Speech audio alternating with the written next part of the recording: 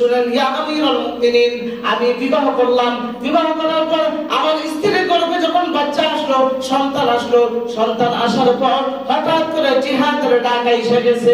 সুবহানাল্লাহ। মসজিদের মাইকে এলান করতেছে, হাইয়া আলাল জিহাদ, হাইয়া আলাল জিহাদ, হাইয়া আলাল জিহাদ, এইভাবে স্লোগান তুলতেছে আর ঘোষণা দিতেছে। এই মুহূর্তে আমি রেডি হয়ে যাইতেছি যুদ্ধের ময়দানে যাওয়ার জন্য। তখন আমার সন্তানটা আমার স্ত্রীর গর্ভের মধ্যে 6 থেকে 7 মাস গর্ভবতী আমার স্ত্রী। যখন আমি যুদ্ধের পোশাক পরিধান করলাম, হাতের মধ্যে তরবারি নিলাম, হাতের মধ্যে ঢাল নিলাম, লৌহ বর্ণের পোশাক যখন পরিধান করলাম, আমি ফুললে ফুল যুদ্ধে যাওয়ার জন্য যখন প্রস্তুত, এই মুহূর্তে আমার স্ত্রীর সামনে এসে বলে, হে আমার প্রাণের স্বামী, আযান পড়ে গেছে, যুদ্ধের আযান পড়ে গেছে, আপনি আযান শুনে যুদ্ধে যাওয়ার জন্য আপনি রেডি হয়ে আছেন। হে প্রাণের স্ত্রী, আমার পেটের মধ্যে যে একজন আপনার আমানত রাইখা যাইতেছেন, কমসে কম এই আমানতটার জন্য আল্লাহর কাছে আপনি দোয়া করে যান। সুবহানাল্লাহ। হয় আমার স্ত্রী যখন এই কথা বলল, ইয়া আমিরুল মুমিনিন, আমি ঘুরিয়া আমার স্ত্রীর পেটের মধ্যে হাত রাখলাম, হাত রাখিয়া সাথে সাথে আমি আল্লাহর কাছে দোয়া করলাম। আল্লাহর কাছে দোয়া করতেছে, হে আল্লাহ, আল্লাহুম্মা ইন্নী আস্তাউদিউল্লাহ মা ফি বাতনি, হে আল্লাহ, আমার একজন সন্তান আমার স্ত্রীর পেটের মধ্যে আছে, হে আল্লাহ, এটার জিম্মাদারি তুমি আল্লাহ স্বয়ং নিজে হয়ে যাও। সুবহানাল্লাহ। স্ত্রীকে বলতেছে, স্ত্রী, তোমার পেটের ভিতরে যে আমার আমানত রাখা যাইতেছি, আমার আল্লাহর কাছে সুপর্দ করে দিলাম। আল্লাহু আকবার বলেন। আমার আল্লাহর কাছে সুপর্দ করে দিলাম, তোমার কোনো চিন্তা করার কারণ নাই। জিহাদের সংবাদ হয়ে গেছে, আমি জিহাদে যাইতে হবে। এই কথা বলি আমি ঘর থেকে বের হয়ে গেলাম। ঘর থেকে বের হইয়া যুদ্ধের ময়দানে গিয়ে আমি জিহাদ করতেছি। জিহাদ করার পর আর হঠাৎ করে 3 মাস পরে আমি শুনতে পেলাম আমার প্রাণের স্ত্রী দুনিয়া থেকে বিদায় হয়ে গেছে। সুবহানাল্লাহ। দুনিয়া থেকে যখন বিদায় হয়ে গেছে, আগের জমানায় কি এত কি বলে ডিজিটাল মেশিন ছিল? ডিজিটাল মেশিন ছিল? আর গর্ভে বাচ্চা আছে না, বাচ্চা কি জীবিত না মৃত এটা কি বুঝতে পারে? তো মানুষের ধারণা করছে যে বাচ্চা পেটের ভিতরে মার থেকে তুই বাচ্চা পায়, বাচ্চা সবকিছু বাঁচে, মার থেকে তুই অক্সিজেন পায় বাচ্চা। যেহেতু মাই মারা গেছে, বাচ্চা তো আর বাঁচা থাকার কথা না। এক কাজ করো, ওই বাচ্চাকে সহ এক কবরে দাফন করে দাও। সুবহানাল্লাহ। দাফন যখন করে দিছে, করে দেওয়ার পর তার কাছে খবর গেছে তার স্ত্রী মারা গেছে। এই খবরটা যখন পাইল, তারপর যুদ্ধ শেষ করিয়া যখন বাড়িতে আইলো, বাড়িতে আসার পর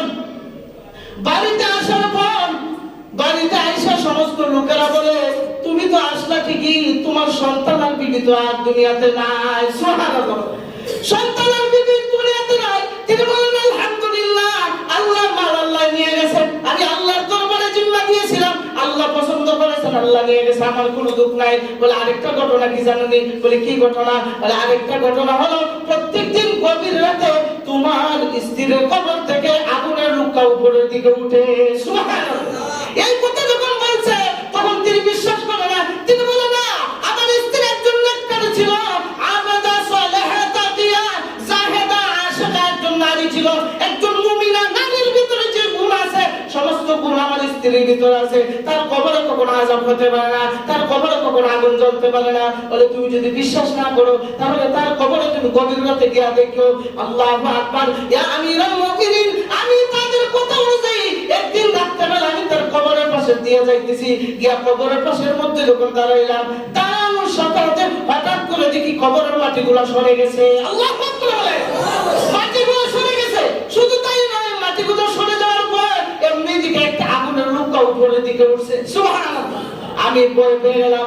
ভয় পাইয়া এক পর্যায়ে বললাম, না, এই জায়গাটা আমাকে দেখতে হবে। এই কথা বলিয়া আমি কবরের পাশে যখন গিয়ে শুয়ে দিলাম, ছায়া যখন দেখলাম, এমনি দিকে কবরের মধ্যে আযাব নয়, আল্লাহ তাআলা কবরের মধ্যে একটা কুদরতি বাতি জ্বালায় রাখছে। সুবহানাল্লাহ। বাতি জ্বালায় রাখছে। আমি যখন কবরের মধ্যে গেলাম, কে দেখি এই বাতির পাশে আমার স্ত্রী পয়সা আমার সন্তানকে দুধ পান করাইতেছে। সুবহানাল্লাহ। ইয়া আমিরুল মুমিনিন, আমি এটা দেখে চমকে গেছি। এমনি দেখি আমার স্ত্রী উঠে দাঁড়াইতেছে, আমার সন্তান থেকে দাঁড়াইয়া এবার আমার হাতের মধ্যে দেয় আর বলে, হে প্রাণের স্বামী, আপনি আপনার সন্তানের জন্য দোয়া করছেন ঠিকই, কিন্তু স্ত্রীর জন্য দোয়া করেন নাই। আপনি যদি স্ত্রীর জন্য দোয়া করতে স্ত্রী সন্তান উভয়কে দুনিয়ার মধ্যে পাইতেন। সুবহানাল্লাহ।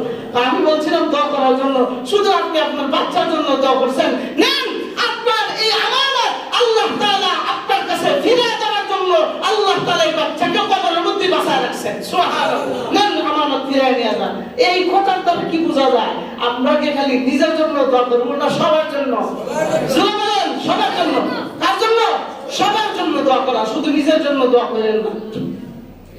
যখন আমানত ফিরিয়ে দিয়েছেন, আমানত ফিরিয়ে দেওয়ার পর এমন ওই লোক বলতেছে, হুজুর ইয়া আমিরুল মুমিনিন, সাথে সাথে যখন আমার হাতের মধ্যে দিল, আমি আমার ছেলেকে যখন কোলের মধ্যে নিলাম, নেওয়ার সাথে সাথে এমনি দেখি আল্লাহর কুদরতি ভাবে কবরটা আগের মতো হয়ে গেছে। সুবহানাল্লাহ। আগের মতো হয়ে গেছে। আমি আবার ভয় পেয়ে গেছি। ভয় পাইয়া এই সন্তানকে নিয়ে যখন কবর থেকে চলে আসলাম, আসার পর এই সন্তানের দিকে তাকায়া দেখি তার চেহারা এমন নূরে উজ্জ্বলিত।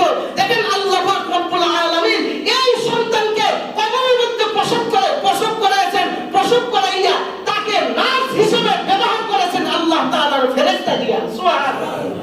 আমাদের সমাজে যখন আমাদের মা বোনরা গর্ভবতী হয়, গর্ভবতী হওয়ার পর যখন সন্তান প্রসব হয়, তখন আশেপাশে নার্স থাকে না? নার্স থাকে না? আরে বাড়ির মধ্যে মহিলারা থাকে না? এরা তো নার্স। আরে হাসপাতালে যারা আছে এরা শুধু নার্স নাকি না? এরা তো নার্স। কবরের মধ্যে কোনো মানুষ নাই, কোনো কিছু নাই। আমার সন্তানটা আল্লাহ তাআলা বাঁচায় রাখছেন। এখন কবরের মধ্যে কি করবে? আমার প্রসবের সময় হয়ে গেছে। আল্লাহ তাআলা কুদরতিভাবে ফেরেশতা দিয়া নার্সের এই কাজগুলো আল্লাহ করাইছেন। ও আমিরুল মুমিনিন, শুধু তাই নয়, এতদিন যাবত আল্লাহ পাক রব্বুল আলামিন তার মাকে তো জান্নাতি বানাইছেন, শহীদি বানাইছেন, শহীদি দরজা কবুল হয়েছে। আল্লাহ তাআলা তার জান্নাতি মায়ের দুধ খাওয়াইয়া কবরের ভিতরে আল্লাহ তাআলা বাঁচায় রাখছেন। সুবহানাল্লাহ। এই জন্য তার চেহারা আমার চেহারা এত মিল, যা পৃথিবীর মধ্যে কোনো মানুষ ফাটল সৃষ্টি করতে পারে না। সুবহানাল্লাহ।